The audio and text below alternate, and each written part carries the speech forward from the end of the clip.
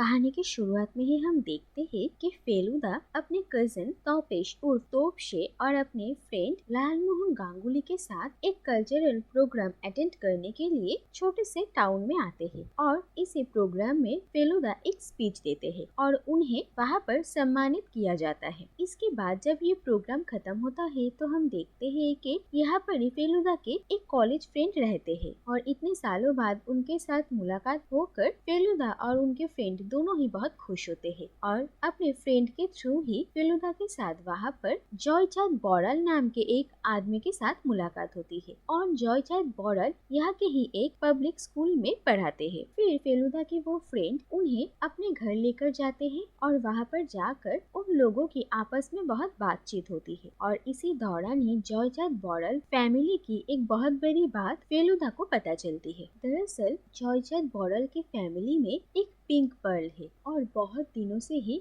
वो लोग इस पिंक पर्ल को संभाल कर रखे हुए आए हैं और पिंक पर्ल बहुत ही रेयर होता है। इसके बारे में सुनकर फेलुदा बहुत हैरान होते हैं क्योंकि उन्हें इस पिंक पर्ल के वैल्यू पता थी और जॉयचांद बोरल कहते हैं कि एक रिपोर्टर जॉयचांद बोरल की इस पिंक पर्ल के बारे में उनका एक इंटरव्यू लिया था और इसी इंटरव्यू को एक न्यूज़पेपर में छापा भी गया है और इसके बाद से ही जॉयचांद बोरल को बहुत सारे ऑफर्स आ रहे हैं और बहुत लोग उनसे ये पिंक पर्ल खरीदना चाहते हैं। लेकिन जॉयचांद बोरल इस पिंक पर्ल को बेचना नहीं चाहते हैं क्योंकि ये उनके फैमिली के धरोहर। इसके बाद मिस्टर बोरल वही पिंक पर्ल फेलुदा और उनके फ्रेंड्स को दिखाते हैं और ये देखकर वो लोग हैरान रह जाते हैं। फिर हम देखते हैं कि फेलुदा कोलकाता वापस लौट आए थे और वो इसी पिंक पर्ल के बारे में थोड़ी पढ़ाई कर रहे थे। इसके बाद एक दिन जॉयचांद बोरल फेलुदा से मिलने के लिए उनके घर आते हैं और वो कहते हैं कि इस पिंक पर्ल की वजह से उनकी जिंदगी में परेशानियां बढ़ चुकी है क्योंकि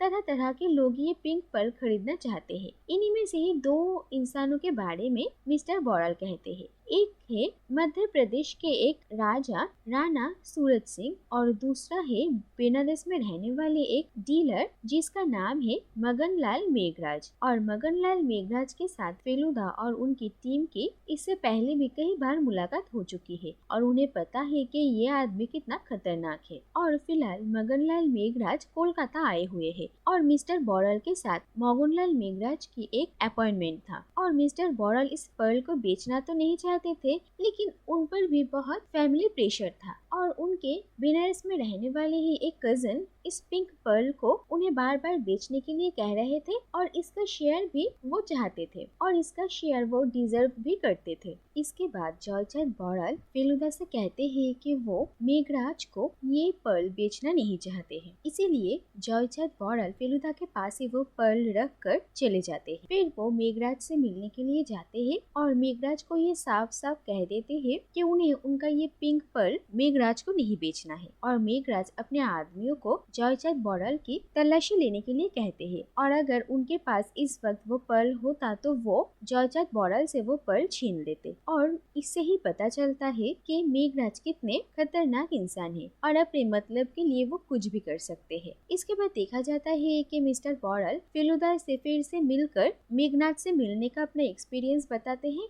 और फिर वो अपने घर लौट आते हैं। लेकिन घर आने के रास्ते में मेघराज के ही कुछ गुंडे जॉयचांद बोरल के ऊपर फिर से हमला करते हैं और उन्हें चोट पहुंचाते हैं लेकिन उनके पास उन्हें पिंक पर्ल नहीं मिलता। इसके बाद एक दिन मेघराज फेलुदा के घर आ पहुंचते हैं और मेघराज को देखकर लालमोहन गांगुली थोड़ा घबरा जाते हैं क्योंकि मेघराज उनके साथ बहुत ही बदतमीजी करते हैं। जो भी हो इसके बाद मेघराज फेलुदा से डायरेक्ट पिंक पर्ल के बारे में बातचीत करते हैं और कहते हैं कि उन्हें अच्छे से पता है कि मिस्टर बोरल ने फेलुदा के पास ही वो पिंक पर्ल रखा है क्योंकि कोलकाता आने के बाद वो फेलुदा से मिलने के लिए आए थे और फेलुदा मेघराज के सामने ये एक्सेप्ट करते हैं कि वो पिंक पर्ल उनके पास ही है लेकिन वो मेघराज को वो पिंक पर्ल नहीं देंगे और मेघराज जाने से पहले फेलुदा को ये कहकर जाते हैं कि वो किसी भी कीमत में वो पिंक पर्ल फेलुदा से लेकर ही रहेंगे। फिर वो वहाँ से चले जाते हैं। दूसरी तरफ लालमोहन बाबू और तोपशे फेलुदा को बिना बताए एक काम करते हैं। लालमोहन बाबू को ये समझ में आ गया था कि सामने बहुत खतरा है और मेघराज को वो लोग बहुत बहुत अच्छे से जानते थे। इसीलिए वो अपने एक पहचान वाले सुनार से एक नकली पिंक पर्ल बनवा कर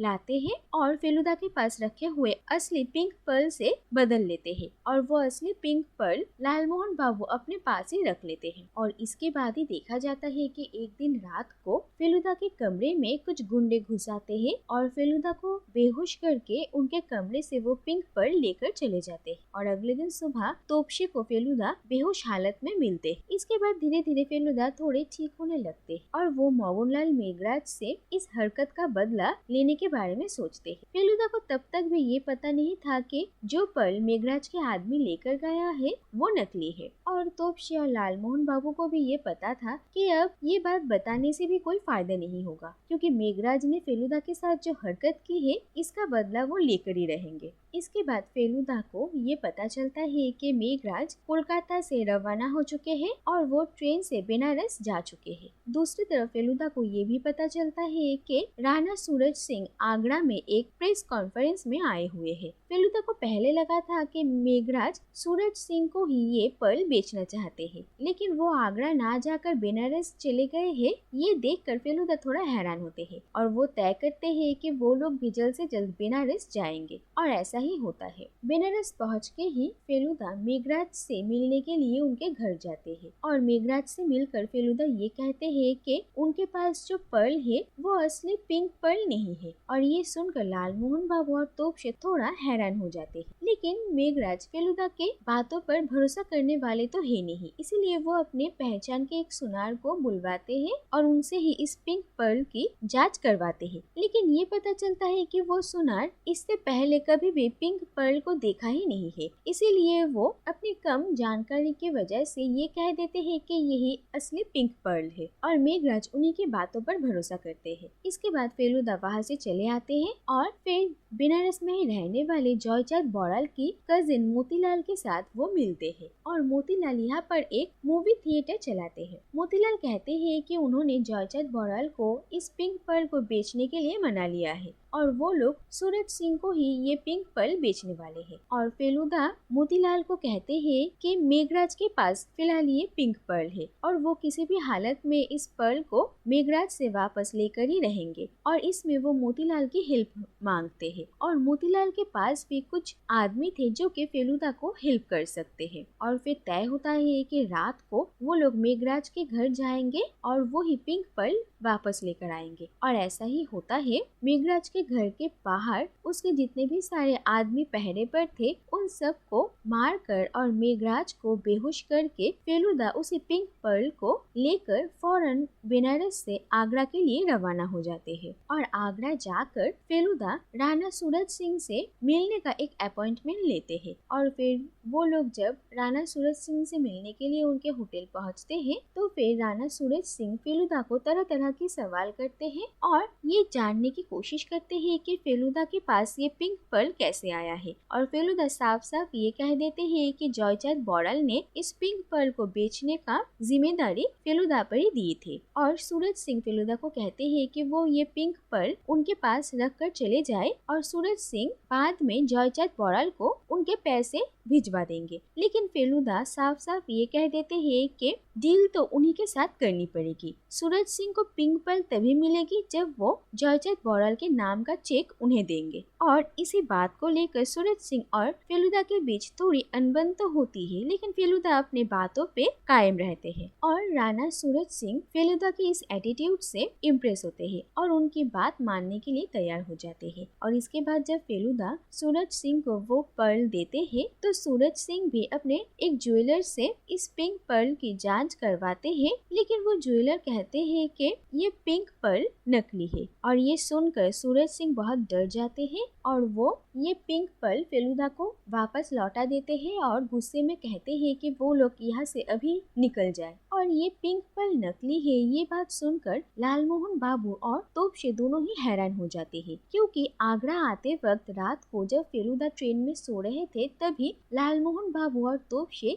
नकली पिंक पर्ल हटाकर उसकी जगह असली पिंक पर्ल रख देते हैं। और वो लोग सोचते हैं कि दरअसल जॉयचांद बॉराल के पास जो पिंक पर्ल था वो ही नकली है और उन लोगों ने बेकार में ही इस नकली पिंक पर्ल के लिए इतनी तकलीफ उठाई। और उन उन लोगों का मन थोड़ा दुखी हो जाता है। लेकिन इसके बाद फेलुदा उन लोगों को चौंका देने वाली एक बात बताते हैं। दरअसल ट्रेन में रात को जब वो लोग इस पर्ल को चेंज कर रहे थे, तब फेलुदा ने उन लोगों को ऐसा करते हुए देख लिया था और तभी वो सब कुछ समझ जाते हैं और फेलुदा उन लोगों के इस काम से बहुत इम्प्रेस भी होते हैं। और लालमोहन बाबू कहते हैं कि वो फेलुदा को और इस पिंक पर्ल को खतरे से बचाने के लिए ही ऐसे करने में मजबूर हुए थे। लेकिन फिर वो लोग फेलुदा से पूछते हैं कि आखिर फेलुदा ने कब और क्यों इस पिंक पर्ल को बदल दिया। और फेलुदा कहते हैं कि सूरज सिंह से मिलने से पहले ही जॉयचांद बॉरल ने फेलुदा को कॉल किया था और उन्होंने कहा कि यूएस के एक बहुत बड़े